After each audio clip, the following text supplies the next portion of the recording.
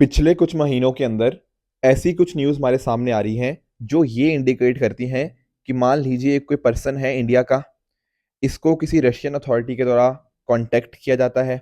इनको बताया जाता है कि इनके लायक कुछ नौकरी है वहाँ की रशिया की आर्मी के अंदर। फिर कुछ महीने तो वहाँ पर वो काम करते हैं, बट अचानक से उनके जो मोबाइल नंबर्स वगैरह हैं वो अचानक से अनरीचेबल आने लग जाते हैं। और ऐसा पता लगा है कि कई लोग गायब भी हो रहे हैं। बहुत सारे उनके जो रिलेटिव्स हैं, उनके जो परिजन हैं, उनका ये भी कहना है कि अचानक से ही वो बिल्कुल कॉन्टैक्ट से उनके दूर चले जाते हैं और पता ही नहीं लगता कि हुआ क्या है। और इनसे कुछ रशियन लैंग्वेजेस के अंदर कुछ इस तरह से कॉन्ट्रैक्ट भी साइन करवाए जा रहे हैं। तो ऐसे बहुत सारे मल्टीपल एग्जांपल्स हमारे सामने आए हैं। हमारी मिनिस्ट्री ऑफ एक्सटर्नल अफेयर्स को जब ये पता लगा तो उन्होंने यहाँ पर बहुत ही स्ट्रांगली ये मैटर्स को लिया with the Russian authorities. And ऐसा बताया जा रहा है कि कुछ इंडियंस को यहाँ पे रशियन आर्मी के द्वारा रिलीज भी कर दिया गया है। एक्चुअल में होप ये रहा है, जो पता लग रहा है रिपोर्ट्स के द्वारा, कि इंडियंस को ना दरअसल में बोला जा रहा है कि आपके लायक नौकरी है, पर वहां पर जाके ऐसा बताया जा रहा है कि उनको वार जोन वाले एरियाज के अंदर भेजा जा रहा है। अब जब ऐसा हमारी मिनिस्ट्री ऑफ एक्सटर्नल अफेयर्स को पता लग रहा है तो अकॉर्डिंगली वो कोशिश कर रहे हैं कि इन सभी इंडियंस को रिलीज किया जाए। पर अभी भी काफी सारे लोग मिसिंग है, जैसे आप यहाँ पे एक जम्मू एंड कश्मीर के रेजिडेंट का देख भी सकते हो। दोस्तों, डेट है आज की 27 फरवरी 2024 एंड आप सभी का स्वागत है आज के प्रीलिम बूस्टर न्यूज डिस्कशन के अंदर। पहले टॉपिक से स्टार्ट करते हैं, that is Hanuman the Indic AI model. क्या अर्थ है इस चीज का? देखो, पिछले कुछ महीनों के अंदर हमने मल्टीपल टाइम्स चैट जीपीटी के बारे में डिस्कस किया। और आप जानते होंगे चैट जीपीटी क्या है। एक तरह से ह्यूमन की तरह ही हमें सारे अपने जवाब हमें देखने को मिल जाते हैं, राइट? अब उसी तरह से ना एक ग्रुप है इंडिया के अंदर जिसका नाम है भारत जीपीटी ग्रुप। अब ये जो भारत जीपीटी ग्रुप है, ये आईआईटी बॉम्बे और साथ ही साथ कुछ हमारे और इंजीनियरिंग इंस्टीट्यूशंस के द्वारा यहाँ पे लीड किया जाता है। अब इन्होंने बोला है, जो भारत जीपीटी ग्रुप है, कि ये अपना खुद का चैट जीपीटी की तरह ही एक सर्विस यहाँ पे लॉन्च करने जा रहे हैं। देखो, आप लोग अगर रेगुलरली प्रीलिम बूस्टर को फॉलो करते हो ना, तो हमने कुछ महीने पहले कृत्रिम के बारे में भी जाना था। कृत्रिम एआई के बारे में, वो भी चैट जीपीटी की तरह ही था। ठीक है, वो ओला के जो है ना, भावेश अग्रवाल जी, उनके द्वारा यहाँ पे लॉन्च किया गया था। फिर बाद में ये यूनिकॉर्न भी बना, right? In a similar manner यहाँ पर अगर आप नोटिस कर पाओगे तो भारत जीपीटी ग्रुप ने भी सिमिलर चीज यहाँ पे करने की कोशिश करी है। इवन यहाँ पे इनको आपका जो रिलायंस है उनका भी सपोर्ट है, साथ ही साथ आपका department of science and technology, वो भी यहाँ पे साथ मिलकर काम कर रहे हैं। काम चीज वही है कि एक सीरीज ऑफ एलएलएम है, लार्ज लैंग्वेज मॉडल। यहाँ पर हनुमान 11 लैंग्वेजेस, इंडियन लैंग्वेज जैसे हिंदी, तमिल, मराठी, इस तरह की अलग अलग इंडियन लैंग्वेजेस के अंदर यहाँ पर रिस्पॉन्ड कर सकता है। एंड ऐसा बताया जा रहा है कि अभी 11 है, बाद में इसको एक्सटेंड करके 20 से भी ज्यादा लैंग्वेजेस कर दिया जाएगा। अगर आप इसको बात करें एआई मॉडल्स की, तो डिफरेंट डिफरेंट पैरामीटर्स के ऊपर ये मॉडल किया गया है। साथ में ये सिर्फ एक चैटबॉट नहीं है, इसके अलावा ये टेक्स्ट, आपका स्पीच, वीडियोस एंड और बहुत सारी मल्टीपल इंडियन लैंग्वेज के अंदर प्रोड्यूस कर सकता है। ये वीडियो प्रोड्यूस करना कई बार अक्सर मुश्किल रहता है, पर यहाँ पर आप नोटिस कर पाओगे कि हनुमान ये भी कर पा रहा है। इसको बनाया गया है 4 की एरियाज के अंदर मेजरली वर्क करने के लिए। पहला है आपका हेल्थ केयर, दूसरा गवर्नेंस, तीसरा फाइनेंशियल सर्विसेज एंड चौथा आपका एजुकेशन हो जाएगा। ठीक है ना? तो इसलिए सिर्फ चैटबॉट मत समझना, इसके अलग अलग वर्जन हमें देखने को मिलेंगे जैसे बाकियों के होते हैं। तो इसका भी बताया जा रहा है कि एक कस्टमाइज्ड वर्जन होगा विजी जीपीटी, जो कि फाइन ट्यून किया जाएगा हेल्थ केयर के पर्सपेक्टिव से। एलएलएम्स के बारे में आप जानते ही होंगे, लार्ज लैंग्वेज मॉडल्स के बारे में। ये डीप लर्निंग टेक्निक को यूज करते हैं ताकि एक्सटेंसिव टेक्स्ट डेटा को यहाँ पे अंडरस्टैंड कर पाए। तो कहीं ना कहीं ये सारे, जैसे विकीपीडिया हो गया, ओपन वेब टेक्स्ट हो गया, यहाँ से इनका डेटा, ट्रेनिंग डेटा होता है, उस हिसाब से वो उस चीज़ को अंडरस्टैंड करते हैं। एंड जो भी रिजल्ट्स होते हैं फिर वो अकॉर्डिंगली हमारे सामने देखने को मिलते रहते हैं, जैसा हमने चैट जीपीटी के केस में भी पढ़ा था। तो सिमिलरली ये नाम Hanuman the Indic AI model, ये बात भी आपको यहाँ पे पता होनी चाहिए। ठीक है, एलएम मॉडल ब्लॉक्स को आप यहाँ पे देख भी सकते हो। नेक्स्ट हम चलते हैं भारत टैक्स 2024 के बारे में थोड़ा पढ़ लेते हैं। देखो, यहाँ पे TAX टैक्स नहीं है, ठीक है? वो टैक्स अलग होता है जो आप टैक्स पे करते हो, ये TEX है। और ये शो करता है किसको? सर, ये आता है वर्ड टेक्सटाइल से। अच्छा सर, अब समझ गए। देखो, कल थी 26 फरवरी, तो 26 फरवरी से लेकर अगले 4 दिनों के लिए दिल्ली का जो भारत मंडपम है ना, वहां पर टेक्सटाइल के लिए एक इवेंट चल रहा है जिसका नाम है भारत टेक्स। और ऐसा बताया जा रहा है this is the largest ever global textile event. ये मंडे, कल से लेकर थर्सडे तक यहाँ पे चलेगा, ठीक है, भारत मंडपम के अंदर। अब इसमें होता क्या है?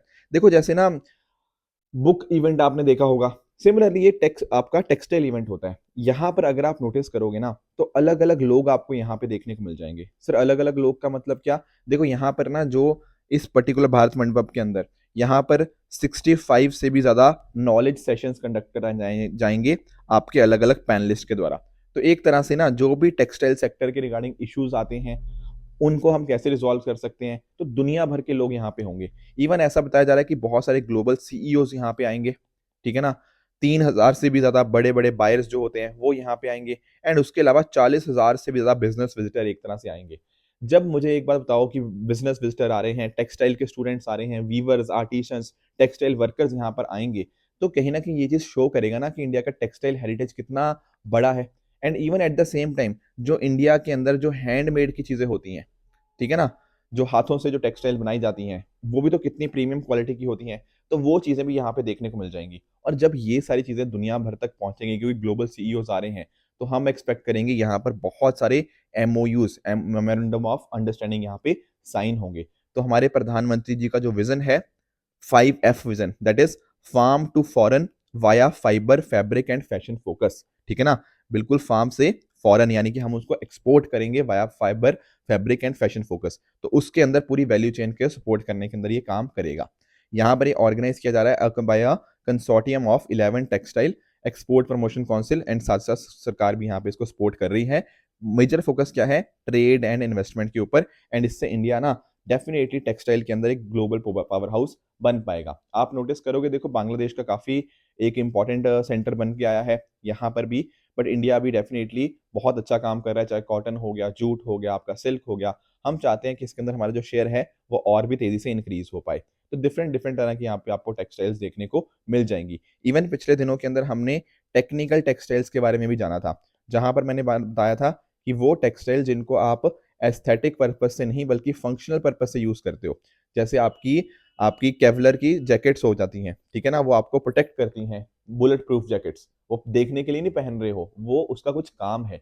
आपके जो क्रिकेटर्स आपकी जो टी शर्ट्स पहनते हैं उनका काम ये होता है कि वो आपके पसीने को सोख लें। आपके जो डॉक्टर्स, आपके जो पीपीई किट्स पहनते हैं उनका काम ये होता है कि वो उसको इन्फेक्शन से बचाएं। तो ये सारी टेक्निकल टेक्सटाइल होती हैं, तो वो भी यहाँ पर आपकी डिस्प्ले करी जा रही हैं। नेक्स्ट टॉपिक की तरफ बढ़ते हैं, it is Sudarshan Setu, India longest cable stayed bridge. अब इसका क्या अर्थ है? देखो एक्चुअल में आपको मैं समझाता हूँ। अगर आप बात करोगे ना गुजरात स्टेट की, तो गुजरात में आपको द्वारका सिटी आपको देखने को मिलती है, बिल्कुल। अब यहाँ पर ना एक आपको छोटा आइलैंड देखने को मिलेगा बेट द्वारका के नाम से, ठीक है।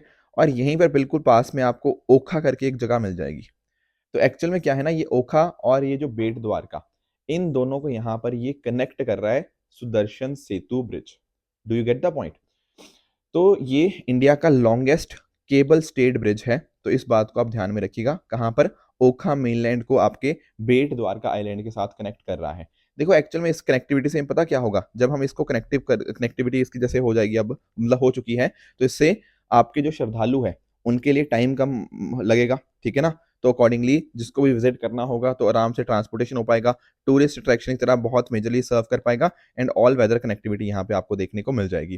देखो प्रधानमंत्री जी यहाँ गए, उन्होंने यहाँ पे इसको इनॉग्रेट किया। इवन आपने ना देखा होगा प्रधानमंत्री जी कुछ पिक्चर्स भी बहुत ज्यादा सोशल मीडिया के ऊपर वायरल हो रही हैं, यहाँ पर उन्होंने डाइविंग भी करी थी, ठीक है ना। तो इस तरह से आप नोटिस कर पाओगे एक सिग्नेचर ब्रिज है जो कि एक टेक्निकली एक सी लिंक है, गुजरात के लिए पहला है ये, और ये 4 लेन ब्रिज है जहां पर इसकी लेंथ होगी 2.32 किलोमीटर। पर इसके अलावा ना एक पीछे से एक रोड आ रही है अप्रोच रोड, तो वो 2.45 किलोमीटर की है। तो अगर आप टोटल लेंथ देखना चाहो तो लगभग वो 4.7 किलोमीटर के आसपास आपको देखने को मिल जाएगी। लगभग 978 करोड़ के थ्रू जिसको सर यूनियन गवर्नमेंट ने फंड किया है, उस हिसाब से ये प्रोजेक्ट बना है। नेशनल हाईवे 51 का ये आपको पार्ट देखने को मिल जाएगा। तो इसकी लोकेशन मैं आपको समझा चुका हूँ किस तरह से आपका ये बेट द्वारका में सिचुएटेड है।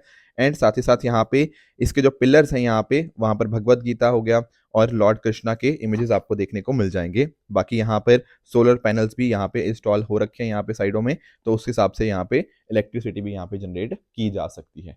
तो ये कुछ पॉइंटर्स थे Sudarshan Setu, India longest cable stayed bridge के बारे में जो आपको जानने चाहिए थे। आगे चलते हैं, world's largest agri storage plan के बारे में थोड़ा समझने की कोशिश करते हैं। देखो एक्चुअल में अगर हम बात करते हैं ना कोऑपरेटिव्स की, तो कोऑपरेटिव्स ना देश की तरक्की के अंदर बहुत इंपॉर्टेंट रोल प्ले करते हैं, स्पेशली अगर मैं बात करता हूँ एग्रीकल्चर सेक्टर की।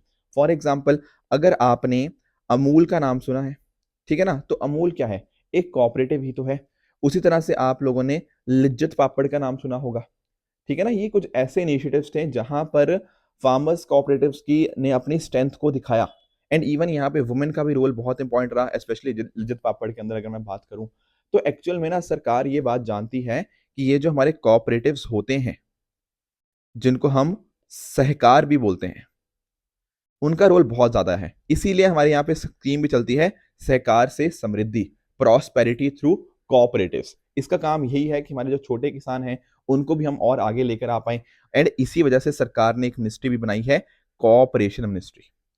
सर ये बातें तो हमें पता है, आप कुछ अलग ही डायरेक्शन में चले गए। नहीं, अलग डायरेक्शन में नहीं चला। एक्चुअल में सरकार ने क्या बोला है, सरकार ने बोला है कि हम ना दुनिया का सबसे बड़ा ग्रेन स्टोरेज प्लान यहाँ पे सेटअप कर रहे हैं in the cooperative sector. Do you get the point? तो इसलिए मुझे कोऑपरेटिव समझाना जरूरी था, ठीक है ना। तो एक्चुअल में अभी देखो क्या हो रहा है, एक तरफ कहीं ना कहीं एमएसपी की डिमांड बहुत ज्यादा उठती जा रही है, दूसरी तरफ सरकार ने ये प्लान लेकर आई है। एक्चुअल में अगर हम बात करें, एक पायलट प्रोजेक्ट को इनॉग्रेट किया गया है इन 11 PACS primary agriculture credit society in 11 states. अब फोकस ये है कि 700 लाख मेट्रिक टन, इतना बड़ा हम स्टोरेज इंफ्रास्ट्रक्चर बनाना चाहते हैं in the next coming 5 years, और इसके लिए कॉस्ट लगभग लगेगी 1.25 करोड़।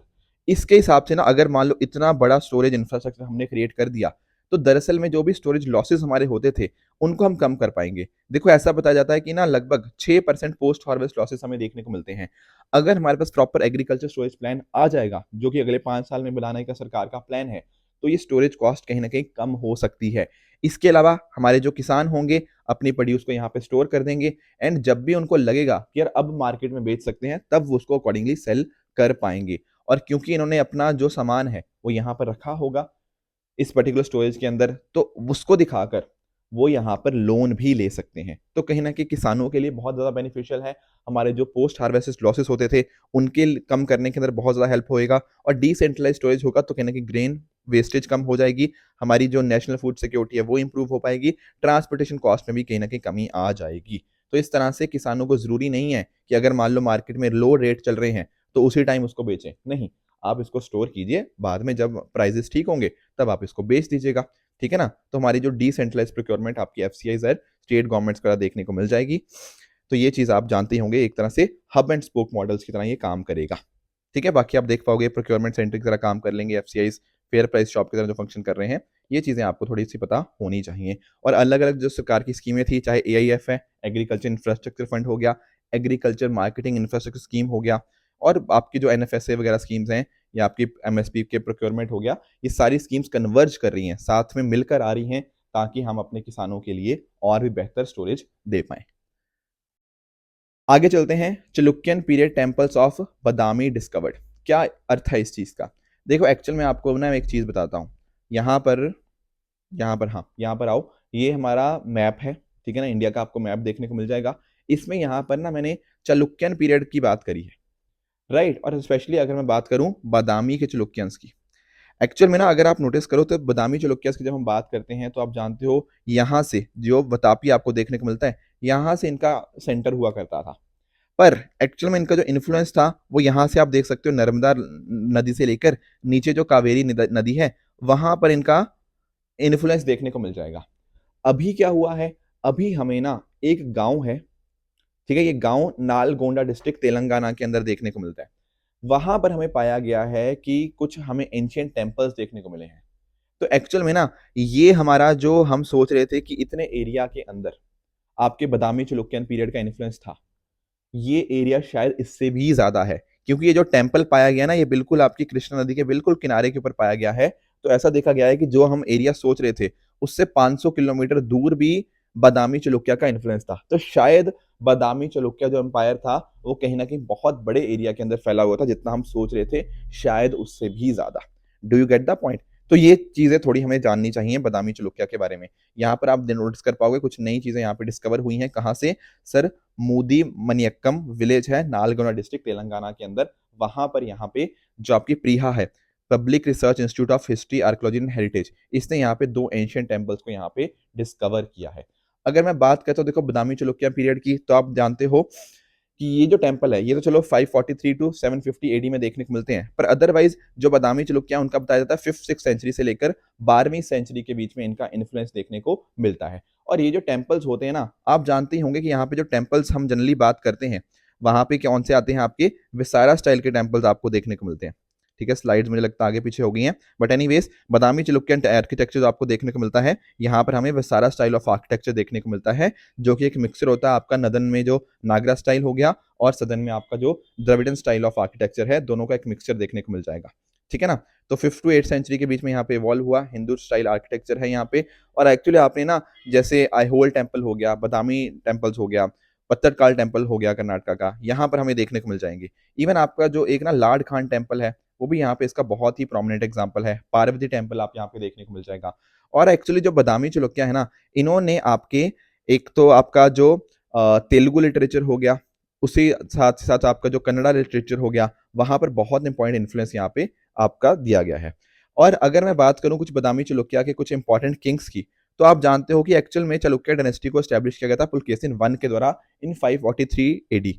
पर जो एक बहुत इंपॉर्टेंट रूलर बने हैं वो आपके पुलकेशिन टू है। आई एम श्योर जब आप हर्षवर्धन के बारे में पढ़ते हैं ना अपनी हिस्ट्री बुक्स के अंदर, वहां पर आप डिस्कस करते हो कि उस टाइम पुलकेशिन टू हमें सदर्न साइड के अंदर देखने को मिलते हैं, जो कि जिन्होंने काफी लंबे टाइम तक हर्षवर्धन को इनफैक्ट डिफीट भी किया था on the banks of river Narmada. Harshvardhan इसी वजह से साउथवर्ड अपने आप को एक्सपेंड नहीं कर पाए क्योंकि नीचे पुलकेशिन टू थे वहां पे।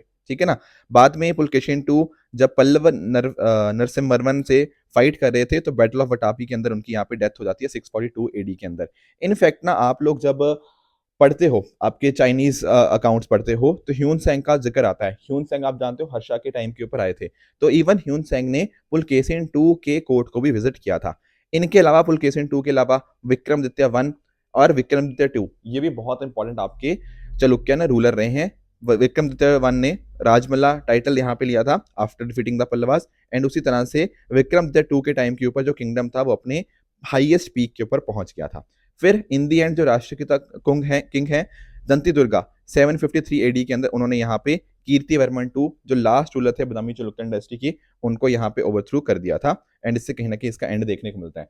हालांकि ये जो मैं बात कर रहा हूँ चालुक्यन डायनेस्टी की, तो यहाँ पर अलग अलग फॉर्म्स के अंदर आपको देखने को मिल जाती हैं। बादामी चालुक्यास आपको एक देखने को मिलते हैं, उसके अलावा आपको ईस्टर्न चालुक्यास हो गया, वेस्टर्न चालुक्यास हो गया, तो कहीं ना कहीं अलग अलग रीजन्स के अंदर आपको ये इमर्ज होते हुए देखने को मिलते हैं। तो इसलिए मैंने इसको बोला था कि 5th 6th सेंचुरी से लेके 12वीं सेंचुरी तक थोड़ा सा इनका इन्फ्लुएंस देखने को मिल जाता है। तो दोस्तों ये थी आज की डिस्कशन। आज की डिस्कशन के बेस के ऊपर कुछ मैं आपको होमवर्क दे रहा हूँ। एक एडिशनल होमवर्क है, गुरु रविदास जी की अभी रिसेंटली जयंती थी, उनके बारे में आप एक बार पढ़ोगे प्लीज, ठीक है, और मुझे कमेंट्स में आंसर बताओगे कि इनका आंसर क्या होगा, और बाकी स्टेटमेंट्स का भी मुझे आप आंसर नीचे कमेंट्स में बताइएगा। कल जो होमवर्क दिया था उसका आंसर डिस्कस कर लेते हैं। पहला बात थी CSTO, collective security treaty organisation. देखो आप जानते होंगे कि इंडिया बिल्कुल इसका मेंबर नहीं है, तो अपने आप में ये स्टेटमेंट बिल्कुल गलत हो जाएगा। काजीरंगा नेशनल पार्क की बात करें तो अरुणाचल के अंदर नहीं, आपका असम के अंदर देखने को मिलता है, तो इसलिए सेकंड भी गलत है। शिन्यू मैत्री की बात करें तो इंडिया ऑस्ट्रेलिया नहीं, ये तो हमने डिस्कस किया था, ये इंडिया जापान की यहाँ पे बात हो रही है, तो ये तीनों स्टेटमेंट्स गलत थी। आज का होमवर्क क्या रहेगा? देखो आज का होमवर्क भी ना थोड़ा हिस्ट्री के साथ ही रहेगा, क्योंकि हम हर्षा की बात कर रहे थे, हर्षवर्धन की, तो थोड़ा सा एक बार आप देखते हैं कितना आपको याद है ये सारी चीजें के बारे में, गुप्ताज, हर्षवर्धन, थोड़ा सा अगर बेसिक आइडिया भी होता है ना टाइमलाइन का, तो कहीं ना कहीं ऐसे क्वेश्चंस जो कि एक्चुअल में काफी टफ माने जाते हैं, पर अगर आपने हिस्ट्री को थोड़ा लॉजिकली पढ़ा होगा तो शायद आप इसको भी आंसर कर पाओगे। दूसरा आपका होमवर्क रहेगा आपका इन्वायरमेंट पर्सपेक्टिव से, जहां पर बायोडाइवर्सिटी के बारे में कुछ पॉइंटर्स हैं जिसका आंसर मुझे आप नीचे कमेंट्स में बता सकते हो। कल जो मैंने आपको होमवर्क दिया था उसका मैं आंसर आपके साथ डिस्कस कर लेता हूं। एक होमवर्क था कि इनमें से कौन सी बॉडीज हमारी कॉन्स्टिट्यूशनल बॉडीज हैं। देखो जब मैं बात करता हूं आपकी NCBC की, national commission for backward classes की, आप जानते होंगे कि आर्टिकल 338B जो है ना, उसके अंतर्गत अभी आपको बॉडी देखने को मिल जाएगी। देखो पहले ये नहीं थी, पर 2018 के अंदर हमने एक संविधान में संशोधन किया था, उसके माध्यम से 102nd अमेंडमेंट जो आया था ना, वहां से NCBC आपकी एक कॉन्स्टिट्यूशनल बॉडी बन गई थी। तो पहली तो बात बिल्कुल ठीक है। पर अगर मैं बात करता हूं NHRC, national human right commission की, तो आप जानते होंगे कि ये तो एक स्टैट्यूटरी बॉडी है, क्योंकि ये एक लॉ से बनी है। सर कौन से एक्ट से बनी है? ये बनी है आपकी protection of human right act से। तो सेकंड आपकी संवैधानिक बॉडी नहीं है। तीसरे की बात करें नेशनल लॉ कमीशन की, अरे ये तो एग्जेक्टिव बॉडी है, ठीक है ना, तो ये भी गलत हो गया। चौथे की बात करें national consumer dispute redressal commission, दरअसल में ये बनी है आपकी जो कंज्यूमर प्रोटेक्शन, जो कोपरा एक्ट होता है ना, कंज्यूमर प्रोटेक्शन राइट एक्ट ऐसे होता है, ठीक है ना, कंज्यूमर प्रोटेक्शन एक्ट, उसके अंतर्गत ये बनी है, ठीक है, तो ये भी स्टैट्यूटरी है, तो चौथा भी गलत हो गया, सॉरी चौथा भी आपका गलत हो गया। तो सिर्फ एक जो फर्स्ट वाला था एनसीबीसी, वही एक कॉन्स्टिट्यूशनल बॉडी थी, तो इसका आंसर बनेगा option number A, one only. ठीक है, एक मैंने आपको और होमवर्क दिया था, एंड वो होमवर्क था विद रिगार्ड्स टू आपका इकोनॉमी के पर्सपेक्टिव से। देखो यहाँ पर बात करी जा रही थी कि इनमें से कितने चीजें हैं जो आपकी कैपिटल मार्केट के अंदर इंक्लूड है। देखो capital market I am sure आप जानते होंगे क्या होती है capital market. Sir capital market एक ऐसी फाइनेंशियल मार्केट होती है जहां पर आपके लॉन्ग टर्म सिक्योरिटीज को खरीदा या बेचा जाता है, चाहे बॉन्ड्स हो या इक्विटी हो, उनको यहाँ पे हमें देखने को मिलता है। ठीक है, ये बात हम जानते हैं। अब देखो पहला, अगर पहला छोड़ो, पहले दूसरा पढ़ो, कॉल मनी मार्केट। जब नाम में ही मनी मार्केट आ गया तो how can it be a long term, है कि नहीं? तो ये बात तो यहीं पर पक्का गलत हो जाती है। कॉल मनी मार्केट तो मनी मार्केट का पार्ट है, तो ये तो बिल्कुल गलत हो जाएगा सेकंड वाला, तो सॉरी सेकंड तो बिल्कुल गलत है। ट्रेजरी बिल्स, आपको मैंने कई बार टी बिल्स पढ़ाए हुए हैं। ट्रेजरी बिल्स क्या होते हैं? मनी मार्केट इंस्ट्रूमेंट्स ही तो होते हैं जो कि आपकी सेंट्रल गवर्नमेंट यहाँ पे इनको इशू करती है। तो ये बात भी भैया मनी मार्केट का पार्ट है, this is not a part of a capital market. तो आपका ये बात भी बिल्कुल गलत हो जाएगी। टी बिल्स के बारे में शॉर्ट टर्म डेट इंस्ट्रूमेंट्स हमें यहाँ पे देखने को मिल जाते हैं। पर अगर मैं बात करता हूँ स्टॉक मार्केट की, तो यस, आपकी जो स्टॉक मार्केट होती है जिसको आप कई बार इक्विटी मार्केट भी बोल देते हो, वहां पर क्या होता है, आपकी कंपनीज के जो भी शेयर्स हैं उनको खरीदा और बेचा जाता है। तो definitely this is a part of capital market. और अगर मैं बात करता हूँ आपकी गवर्नमेंट मार्केट की, गवर्नमेंट बॉन्ड मार्केट की, यहाँ पर भी आप गवर्नमेंट बॉन्ड्स को खरीद सकते हो, बेच सकते हो, जो कि लॉन्ग टर्म में ही आपको देखने को मिल जाते हैं। ठीक है ना, तो ये पहला भी करेक्ट है, चौथा भी करेक्ट है। तो दरअसल में दो चीजें यहाँ पे आपकी कैपिटल मार्केट के अंदर आती हैं। देखो मैंने ना यूट्यूब के ऊपर ही बहुत सारे इकोनॉमी के ऊपर सेशंस भी ले रखे हैं।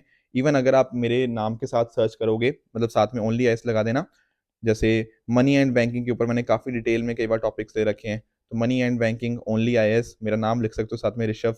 तो शायद आपको इस तरह से आपको बहुत सारे सेशंस मिल जाएंगे। तो अगर आपको इकोनॉमी में कोई भी दिक्कत है ना, तो आप इसके माध्यम से यहाँ पे पहुंच सकते हो। इनफैक्ट ना आपको मैं सजेस्ट करूंगा कि अगर आप लोगों को मेरे से कुछ भी डाउट पूछना हो, तो आप मेरा जो टेलीग्राम चैनल है ना, ये मैं यहाँ पे लिख रहा हूँ, RISHAV Rishabh Sharma sir PW, इसके ऊपर जाकर भी आप मुझे टेलीग्राम के ऊपर मेरे चैनल पे ज्वाइन कर सकते हो। वहां पर भी मैं इंपॉर्टेंट लिंक्स इसके रिगार्डिंग शेयर कर दूंगा। ठीक है दोस्तों, तो ये थी आज की डिस्कशन। अगर आपको इसकी पीडीएफ चाहिए तो आप हमारे Telegram channel PW only S official पे जाके इसकी पीडीएफ डाउनलोड कर सकते हो एंड अपनी प्रेपरेशन को और भी बेहतर बना सकते हो। तो इसी तरह से आप भी अपने एंड पे हार्डवर्क करते रहिए। Thank you very much for the discussion.